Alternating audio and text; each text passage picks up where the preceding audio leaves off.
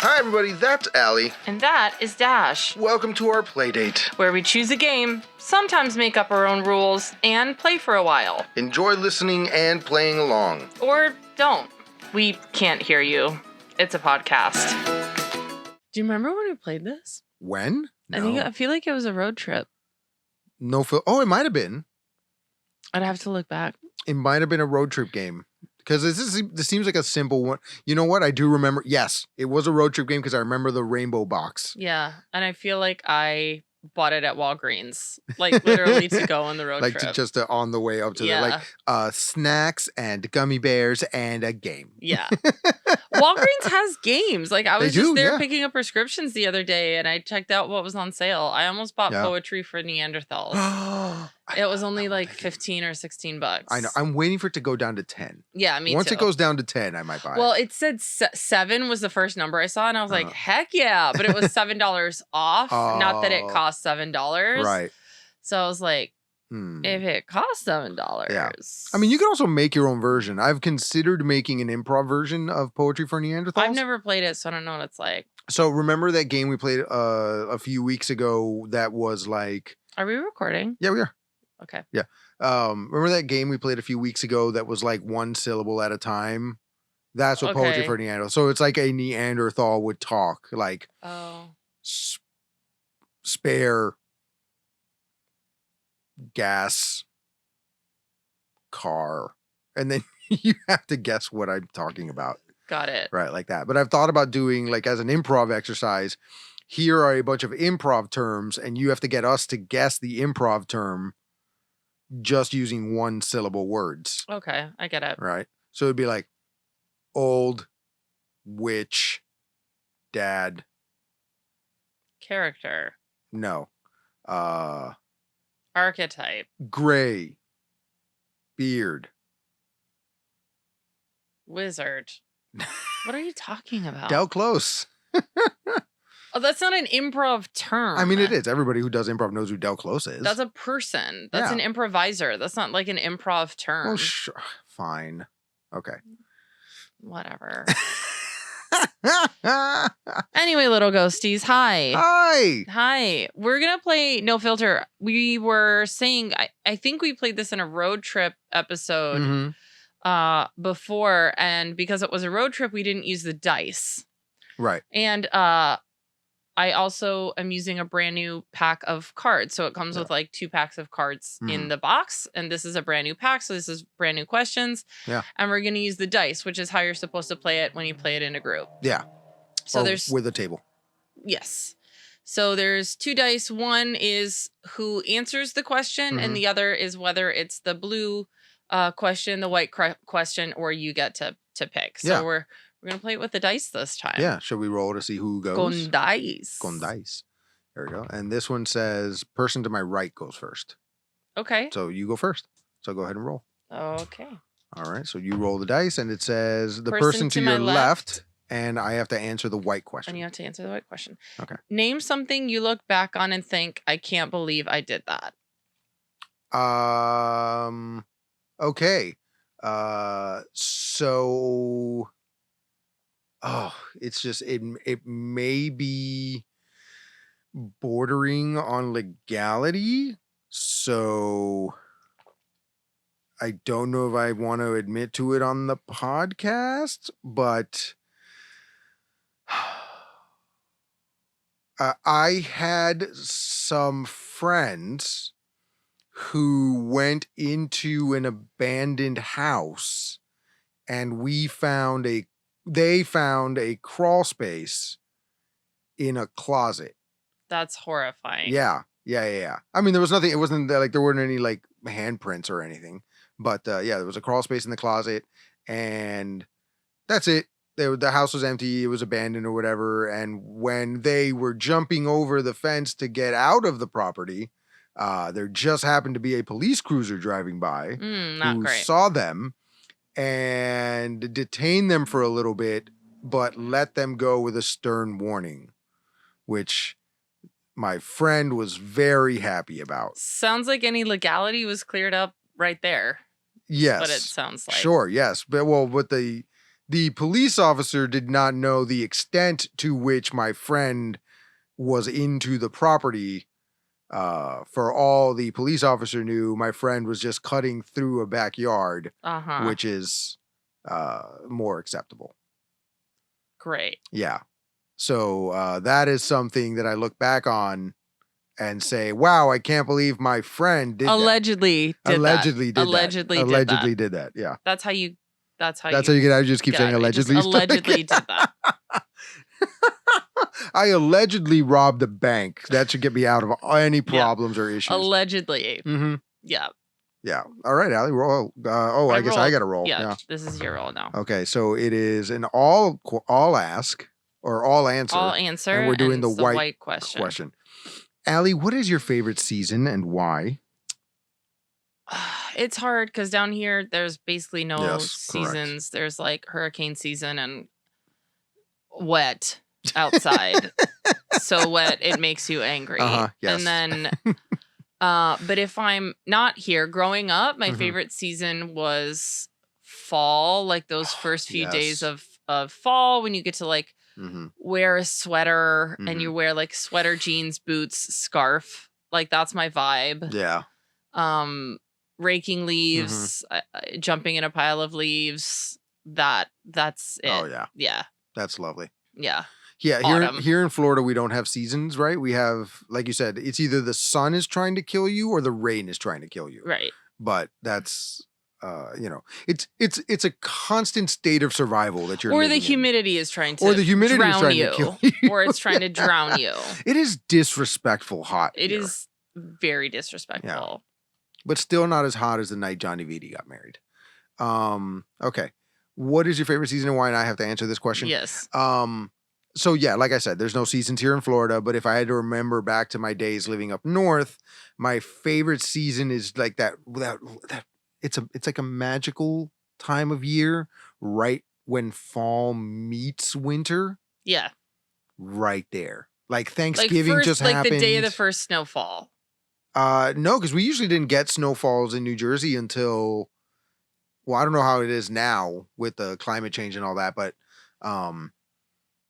we didn't get the first snowfalls usually until after December. Really? When I was a kid, yeah. Wow. Yeah. That's wild. At least that I can remember. Oh no, wait. You know what? Because I remember one time still being with my broken leg and walking to school. Oh no, wait, that happened after Christmas. Yeah. So yeah, we normally didn't get big snowfalls until after Christmas. Really? That I can remember. That's that wild. I can remember, and I could be wrong, but I've always remembered the snow season coming after December. Occasionally we might get a white Christmas. Occasionally. But I love, and it may just be because I was there through junior high. So the fond memories I have of that little transition from fall to winter comes from you just finished Thanksgiving break. Yes, you have to go back to school, but it's really only for like 2 weeks. Yeah. Because then you go on Christmas break. So it's really about the school break season. It's really about the school break. What you're about. Like you're not really doing anything in school because you only really have those 2 weeks. You know what I mean? Like you're wearing coats and you're playing the cool games that you don't get to play all year because it's cold, so you have to play inside. Stuff like that. Yeah. So there's just that magical transition. All right. So winter. Yes. Winter. For winter. Or Autinter? Otter? Otter? Okay, so I rolled R, which person to my right is you. Is me, yeah. You're both to my right and to my left, yes. Which is confusing. And I get to pick which one. What is the most immature thing you still do?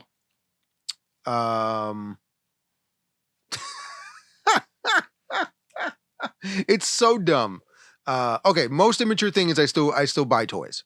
That probably is the most immature thing. Yes, they collect them and place them on shelves now instead of playing with them, but I still do buy toys. When I make things, I make them to. Oh, you know what? Improv is pretty immature, right? Like that's one of the reasons we do improv. It's very mature. Yeah. It's so that we can play as adults. That's really why we do improv. So yeah, that's pretty immature. I still play games with my friends, which we're doing right now. I don't feel like that's immature. Sure. Yeah. Well, I guess not. We have a platform for it now. Things that I do that are still immature. I mean, look, if we want to get dumb with it, I still laugh and say nice when the number 69 comes up anywhere. Yeah. But you kind of have to.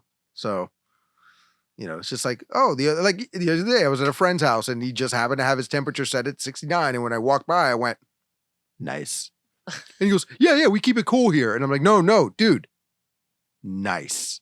And he goes, oh, yeah, nice. Yeah.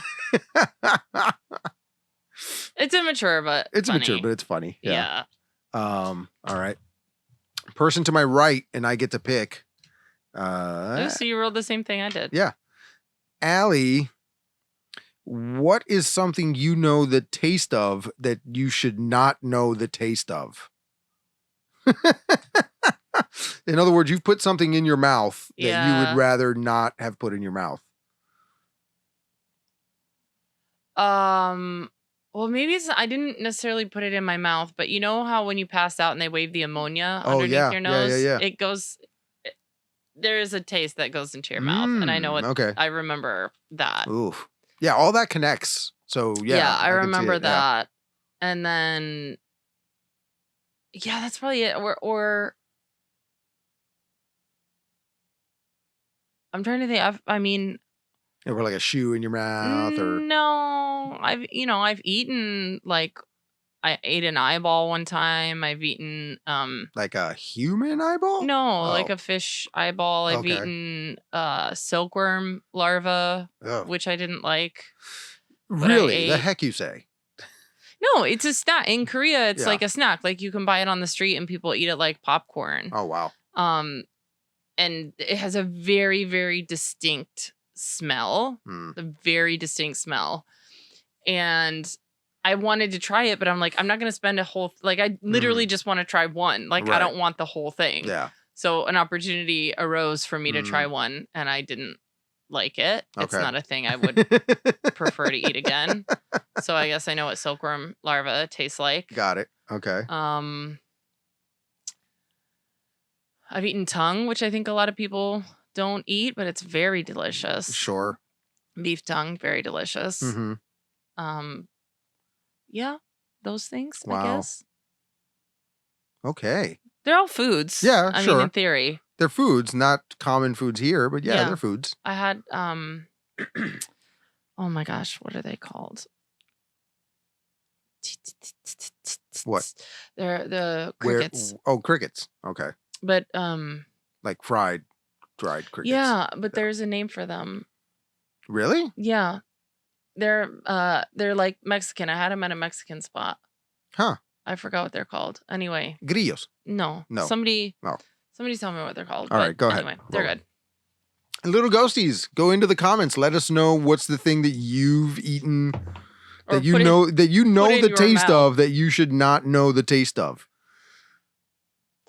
Okay. So person to my left. Me. Uh-huh. What is one food, and this is the blue question. What is one food you absolutely can't stand? Shellfish. I absolutely cannot stand that from a physical perspective. I cannot stand shellfish. But what's something you're not allergic to that you just can't stand? Liver. I can't stand liver. My dad loves liver. My dad likes it too. To where the point that like my mom will make it for him for his birthday. I cannot stand the taste of liver. I tried it once. Yeah. I wouldn't need to eat it again. Like, isn't liver the thing that filters your food? Like, it's your liver and your kidney filters food, right? I mean, it doesn't filter food. It filters toxins. Sure, toxins, right. It filters toxins. Yeah. So you're eating the liver, which filters toxin? Hey, listen, you're not... Like, when I remove my air conditioning filter, I don't want to breathe in what's on it. Yeah, but, I think there's a lot of good in using the whole animal. Okay, and if you can eat it and you enjoy it, then you should. All right, person to my left, and I get to choose the question. Oh, Allie, what is one goofy fad that you hope comes back? A goofy fad that I hope comes back? Oh my gosh, so many. I mean, so many slap bracelets. Bring them back, okay. except not where like the razor blade comes out, because Sure. some of them, like if it was covered in Like, fabric, sometimes the fabric would rip and then the metal would come out, and it was just like, yikes. Yeah, slap bracelets, those can come back. I'm about it. What else? Skippets? Can skippets come back? Yeah, sure. Those were fun. Yeah. Skippets were super fun. I don't know. Tetherball. Are kids still playing tetherball? Tetherball was the bomb. Did you ever play? I never played tetherball. We had a tetherball pole, but nobody ever played it. Man. Yeah. It was a hot commodity. What is the point of tetherball? Like you have to wrap the whole string around? Yeah, you wrap the whole, when the ball touches the pole from wrapping, that's whoever wrapped it is the winner. Okay. So people are standing on either side and you hit it. Yeah. Right? You're trying to get it to wrap. Sorry. I got really into it. You're trying to get it to wrap around. And I was good at it because I was tall. Yes. Okay. So I could just whack flick it around and then have it wrap around and just hold it up there, and no one could get it because I was tall. So when are you only allowed to hit it in one direction and then the other person hits it in the other direction? Yes. Yeah. Okay, so you're not allowed to both just like whack it in the same direction and then whoever just touched it last. Correct. Okay. And then you each have a side. Like I think there's like you split the little mound or whatever you're playing on in half, and you're not supposed to cross to the other person's side. Yeah. Anyway, tetherball can come back. It slaps. Fun. There you go. Tetherball. Wow. Yeah. We had a tetherball pole in my backyard for a little while. Okay, so person to your right, me. So you. This is a great one. Okay. So this is the blue question. Recite a lyric from a song that you misinterpreted. I just did this before we started this episode. Yes, you did. Hello, is it me you're looking for? 'Cause I'm wondering where you are, and I'm wondering for how far. Yeah, no. And those aren't the words. Not and at I'm all. wondering for how long? No. I'm wondering where you are. That's right. And I wonder what you do. Are you somewhere feeling lonely, and is someone loving you? Oh, got it. Okay. Tell me how to win your heart. Got it. Because I haven't got a clue. I've misinterpreted a lot of songs. I don't know if that's mishearing or misinterpreting. Because to me, I have an example of misinterpreting a song. What is your misinterpreting a song? So I grew up on like Billy Joel. Sure. Right? And when I was a kid, he's got in Piano Man, there's a line where he says, I'm singing the whole song in my head. Yeah. He says, while the businessmen slowly get stoned. Right.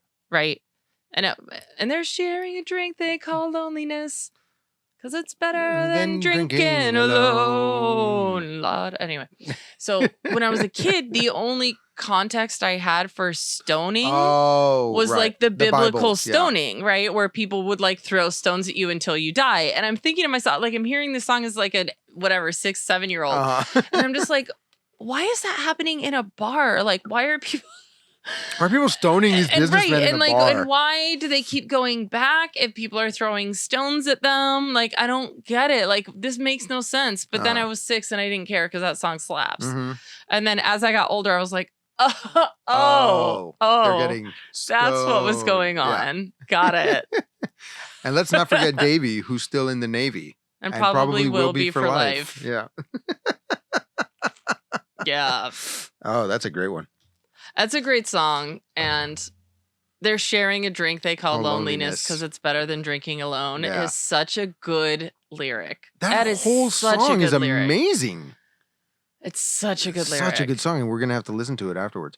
All right, person to my right, you. Mm-hmm. White, what is something you've done, and let's do one more each. Yeah. What is something you've done that was outside your comfort zone? I mean, you've done a lot of things. Yeah, I've done a lot. That's like your whole 30s. That's like it's like my whole vibe. Yeah. I try to do things that I know are safe, but that make me uncomfortable. Right? Like, I'm not like doing risky behaviors or anything, but I try to do things that I'm uncomfortable doing so that I can grow. Right. I went skydiving. That's pretty wild. I traveled alone, which I was afraid of for a really long time. Yeah. I eat alone, which I actually love. Like eat alone at restaurants, which I was like weirded out by for a while. Really? But it's great. I love eating alone. I love eating alone at a restaurant. It's great. I love eating with friends also at a sure. restaurant. Yeah. Yes. But yes. I'm not. I used to just be like, no, I'll just get something from the grocery store and eat by myself. And no, I don't mind. Like I will go to a restaurant and sit at the bar and just eat, and it's great. And I think the more things you do that make you uncomfortable, the more you grow, and the more you realize like there was really not that much to be scared of. Right. That's like 90% of improv is just doing stuff you're uncomfortable with. Yeah. Safely. Right. That's the thing. Do it safely. Don't do something that makes you feel afraid. Right. But do things that make you feel uncomfortable. Yeah, I think. Yeah. All right, go ahead. I should ask a girl out sometime. That's pretty uncomfortable. Okay, so this one is for me. We haven't gotten a you. We haven't gotten a you. This is the first you card. And I get to pick. And you get to pick which question, white or blue. Okay. Ooh. These are both really good questions. Uh-huh. It says, what is your guilty pleasure? What is my guilty pleasure?